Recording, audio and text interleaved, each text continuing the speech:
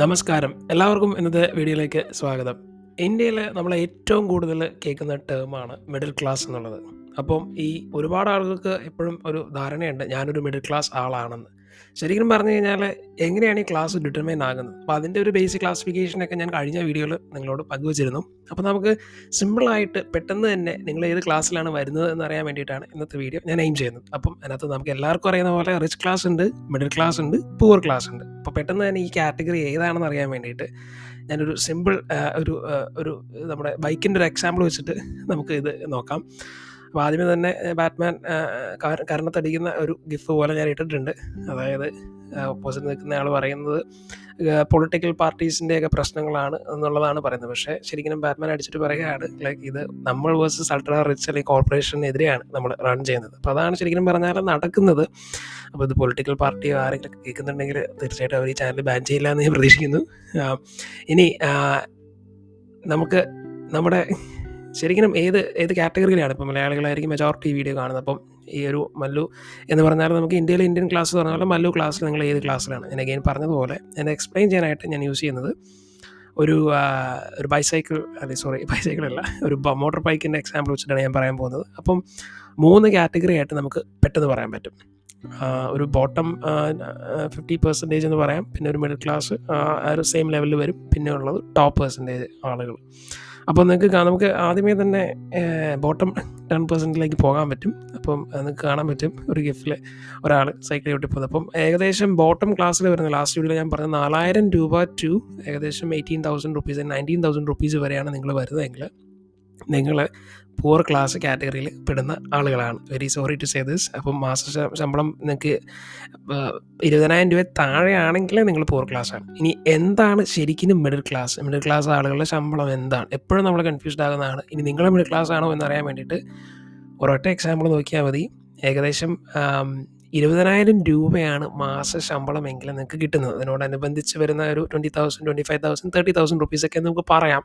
അതാണ് നിങ്ങളുടെ മാസ ശമ്പള കാറ്റഗറി എങ്കിൽ നിങ്ങൾ മിഡിൽ ക്ലാസ് ആണ് ഇന്ത്യയിലെ എന്ന് നമുക്ക് പറയാൻ പറ്റും. ഇനി നമുക്ക് എല്ലാവർക്കും ഇൻട്രസ്റ്റിംഗ് ആയിട്ട് നിൽക്കുന്ന അടുത്ത ഫാക്ടറാണ് റിച്ച് ക്ലാസ് അല്ലെങ്കിൽ അൾട്രാ റിച്ച് ക്ലാസ് ആകുന്ന ആളുകൾ.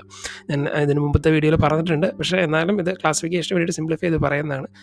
അപ്പോൾ റിച്ച് ക്ലാസ് എന്ന് പറയണമെങ്കിൽ നിങ്ങൾക്ക് മാസശമ്പളം 9 ലക്ഷം രൂപ വരണം എന്നുള്ളതാണ്. അപ്പം എടാ മോനെ, നിങ്ങൾക്ക് 9 ലക്ഷം രൂപ മാസശമ്പളം ഉണ്ടെങ്കിൽ നിങ്ങൾ റിച്ച് ക്ലാസ് ആണ്. അപ്പോൾ നിങ്ങൾക്ക് എന്ത് സാധനം വേണമെങ്കിലും ഈസി ആയിട്ട് അഫോർഡ് ചെയ്യാൻ പറ്റും.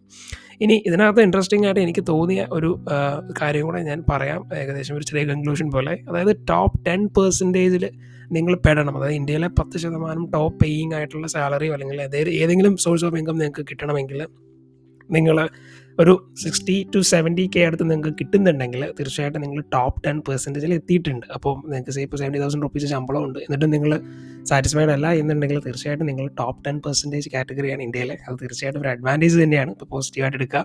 ഇനി ഇതിനകത്ത് എഗെയിൻ പറയുന്ന ഒരു സംഭവം, ഈ 9 lakh എന്നുള്ളൊരു സംഭവം നമുക്ക് മാസ ശമ്പളമായിട്ടൊന്നും ഒരിക്കലും കിട്ടത്തില്ല. അപ്പോൾ എന്തെങ്കിലും ബിസിനസ് ചെയ്യുന്ന ആളുകളോ അല്ലെങ്കിൽ വേറെ സ്പോർട്സ് അങ്ങനെ പല രീതിയിലുള്ള ഫാക്ടേഴ്സ് അങ്ങനത്തെ കാറ്റഗറിയുള്ള ആളുകളൊക്കെ ആയിരിക്കും ഏറ്റവും കൂടുതൽ ഇങ്ങനത്തെ മാസത്തിൽ റഫ്ലി അവർക്ക് ഇത്ര ഫിഗർ വരുന്നത്. അപ്പം പിന്നെ അഗെയിൻ നമുക്കൊരു കോമൺ ആയിട്ട് പിന്നെയും നമ്മുടെ സാലറി ക്ലാസ്സിൽ റിച്ച് എന്ന് പറയുന്നത് 1 lakh to 2 lakh ഒക്കെ പെർ മന്ത് നിങ്ങൾക്ക് ശമ്പളം കിട്ടുന്നുണ്ടെങ്കിൽ തീർച്ചയായിട്ടും നിങ്ങളൊരു ടോപ്പ് കാറ്റഗറിയിൽ വരുന്ന ആളുകളാണ്. ഇനി ഒരു ഇൻട്രസ്റ്റിംഗ് ഫാക്ടറോടെ പറയാം, 10% ആവണമെങ്കിൽ നിങ്ങൾക്ക് 66,000 മതി. പക്ഷേ നിങ്ങൾ ടോപ്പ് 1%ൽ നിങ്ങൾ എത്തണം എന്നുണ്ടെങ്കിൽ തീർച്ചയായിട്ടും നമുക്ക് എന്താ പറയുക, ഒരു 9 lakhനടുത്ത് നിങ്ങൾക്ക് ശമ്പളം ഉണ്ടാവണം. അപ്പം ബേസിക് റൂൾ ഓഫ് തമ്പ് എന്ന് പറഞ്ഞ പോലെ like if you are making more than 70,000 rupees അതിൽ എത്രത്തോളം നിങ്ങൾ ഇമ്പ്രൂവ് ആവുന്നു അത്രത്തോളം നിങ്ങൾ ഇപ്പോൾ 10, 9, 8%, 5%, 4% കാറ്റഗറിയിലേക്ക് നിങ്ങൾ കയറിക്കൊണ്ടിരിക്കും. അപ്പോൾ ഇതാണ് ഒരു ഓവറോൾ സിമ്പിൾ ക്ലാസിഫിക്കേഷൻ. അഗെയിൻ കൺക്ലൂഷനായിട്ട് പറഞ്ഞു കഴിഞ്ഞാൽ 3 നമുക്ക് കൺസിഡർ ചെയ്യാം. ഇപ്പോൾ ഏത് മല്ലു ക്ലാസ് ആണ് നിങ്ങളെന്ന് അറിയാൻ വേണ്ടിയിട്ട് ബോട്ടം 10% ആണെങ്കിൽ നിങ്ങൾക്ക് 20,000 രൂപ താഴെയാണെങ്കിൽ നിങ്ങൾ തീർച്ചയായിട്ടും പൂവർ ക്ലാസ് ആണ്. 20,000 റുപ്പീസൊക്കെ അടുത്താണ് അല്ലെങ്കിൽ പ്ലസ് അതിനോടടുത്ത് വരുന്നതാണ് നിങ്ങൾക്ക് ഏകദേശം നിങ്ങൾ മിഡിൽ ക്ലാസ് ആണ്. ലാസ്റ്റ് വരുന്നത് നമ്മുടെ റിച്ച് ക്ലാസ്.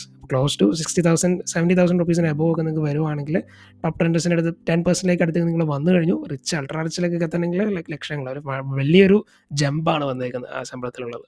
അപ്പോൾ ഈ വീഡിയോ നിങ്ങൾക്ക് യൂസ്ഫുൾ ആയെന്ന് കരുതുന്നു. അതുപോലെ തന്നെ ഈ കാണുന്ന ഗ്രാഫ് നിങ്ങൾക്ക് ഡൗൺലോഡ് ചെയ്യാൻ താല്പര്യമുണ്ടെങ്കിൽ തീർച്ചയായിട്ടും ഇതിൻ്റെ ലിങ്ക് ഞാൻ താഴെ ഡിസ്ക്രിപ്ഷനിൽ കൊടുക്കുന്നതാണ്.